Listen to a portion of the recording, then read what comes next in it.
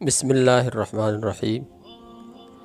جب بھی ہم کسی مصیبت زدہ کو، کسی پریشان حال آدمی کو دیکھتے ہیں تو دل سے دعا نکلتی ہے اور شکر ادا ہوتا ہے کہ یا اللہ، آپ نے ہمیں اس بیماری میں یا اس پریشانی میں مبتلا نہیں کیا۔ کیا آپ جانتے ہیں کہ ذخیرہ احادیث میں اللہ کے نبی صلی اللہ علیہ وسلم کی ایک پیاری دعا ہے؟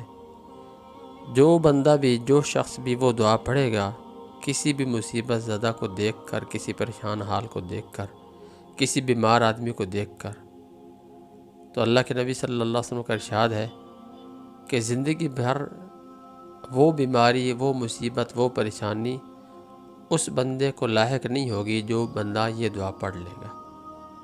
تو آئیے وہ دعا پڑھتے ہیں اور خود بھی یاد کریں، بچوں کو یاد کروائیں اور آگے بھی دوسروں تک جو ہے اس دعا کو شیئر کریں۔ اللہ تعالی ہمیں عمل کرنے کی توفیق دے۔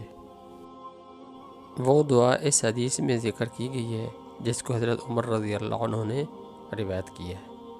فرماتے ہیں عن عمر ان رسول اللہ صلی اللہ علیہ وسلم قال من رأى صاحب بلاء فقال الحمد لله الذي عافاني مما ابتلاك به وفضلني على كثير ممن خلق تفضيلا۔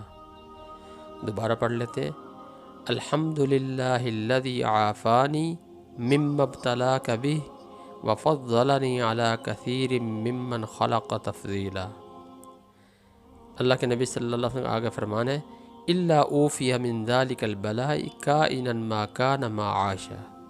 ترجمہ اس کا یہ ہے کہ جب بھی کسی شخص نے مصیبت زدہ کو، پریشان حال کو دیکھ کر یہ دعا دیکھا اور یہ دعا پڑھی، الحمدللہ الذی عافانی مما ابتلاک بہ وفضلنی علی کثیر ممن خلق تفضیلا۔